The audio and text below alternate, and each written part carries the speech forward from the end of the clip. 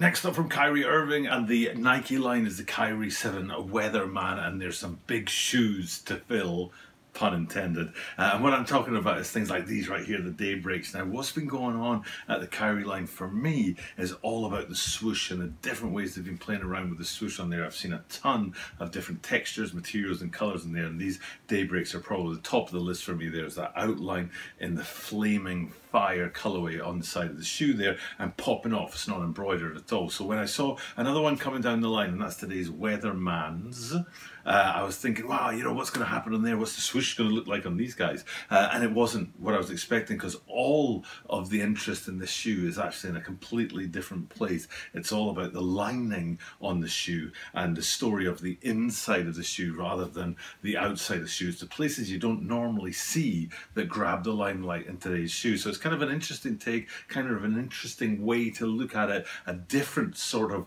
line of attack from the Kyrie line, but nonetheless, it's still an absolutely fire shoe with a ton of really popping hits on it, and it's great to be able to bring it to you guys today. So without further ado, let's get into this and talk about the upcoming release of the Nike Kyrie 7 Weatherman.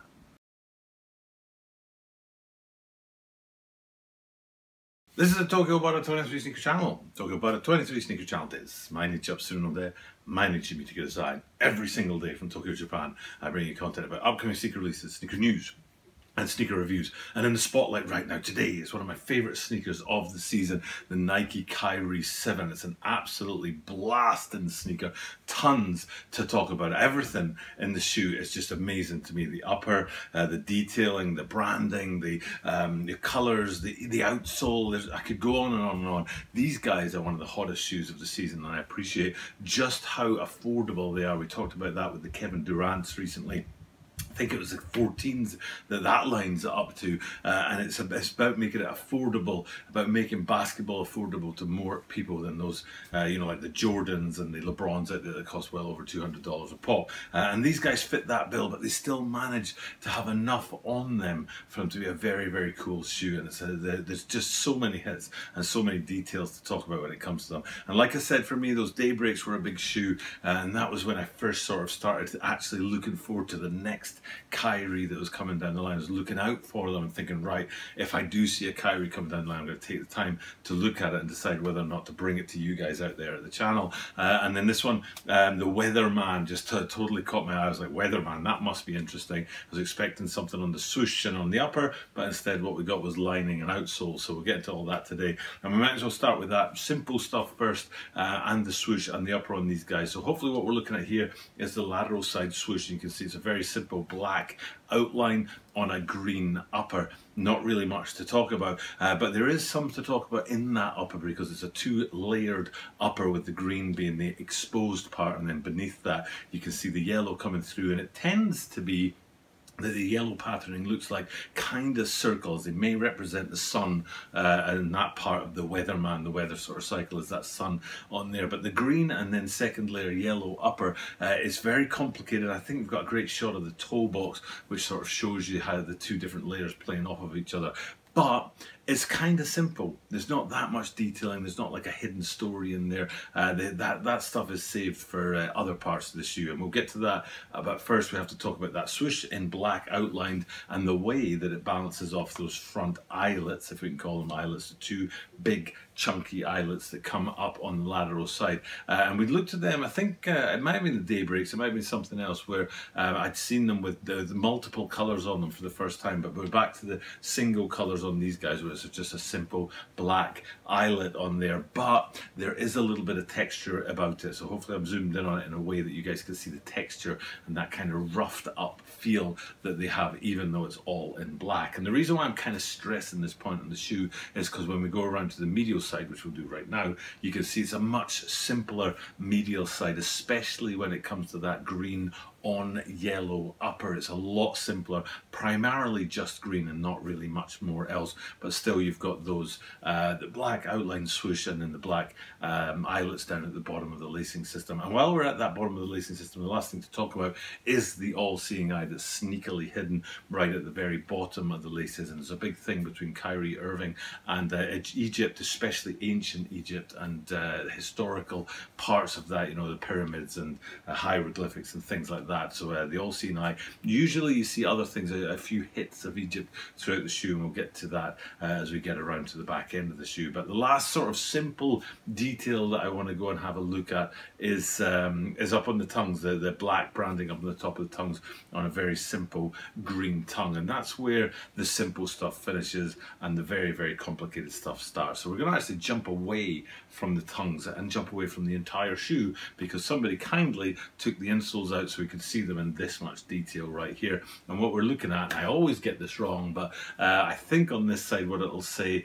is that the forecast calls for a thunderstorm, and then on this side you'll see a cloud, a lightning bolt and a sun.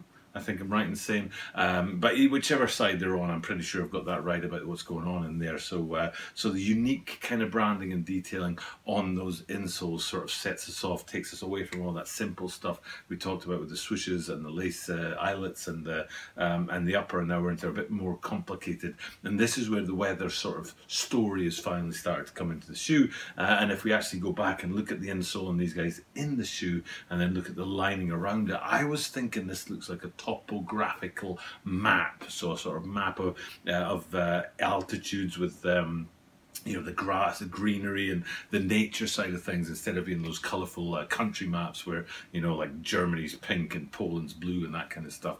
It was like a geographical, topographical map. But what it actually is a temperature map, and the different colours represent the different temperatures.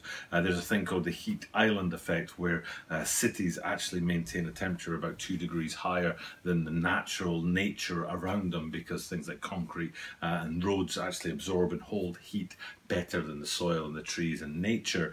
So cities have like a couple of degrees higher than the surrounding nature, and that's what you can kind of see in this map here, is those sort of red hot spots, and then those fade into sort of lime greens and greens, and that's kind of the Weatherman in full effect. You've got those insoles on there with the weather, the forecast calls for a thunderstorm, and then the sun, the clouds and the lightning bolts in there, and then this map that's all around the lining of the shoe. And then if we go on the outside to the back end to the heel, you can see it's continued on there. Now we've got another hit of that Egyptian culture that we were talking about. The front end with that all-seeing eye, but this time with a 7 running right through the centre of it. But both of those features are overshadowed by that topographical, or that heat map that goes with that Weatherman theme. Now there's 2 more things to get into, and I'll do them in a sort of you know, the order that they come in height on the shoe. We'll go to the front end of the shoe, where you've got those teeth that come up on the lateral side, and they're very obvious because they're very prominent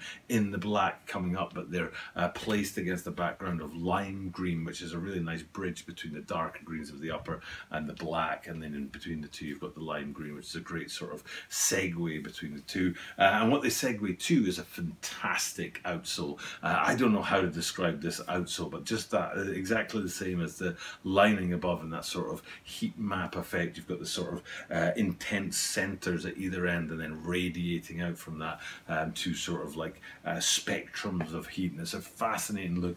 To be honest, what it reminds me of is some kind of crystal or quartz or something like that. You see these stones that are like, when you cut them through and look at the light, like there's a word for that, the cross section, that's the word I'm looking for, a cross section. It looks kind of like a cross section of something, but again, I'm pretty sure it's that heat map effect is what they were going for. But whatever it is, it's absolutely fine, and a really nice way to wrap this video up and go back up to the top end of the shoe. So so for me, the Kyrie 7s are really, really hot right now. I've said it many, many times, not just with those daybreaks, but with a lot of other shoes out there as well that I've looked at. It's probably my maybe 7th or 8th Kyrie 7 because they are great shoes. They look fantastic, and they're really going that extra mile with them and taking the line to a whole new level. And this Weatherman shoe fits in with the narrative that we've been creating for the last you know, 4 or 5 months with the line.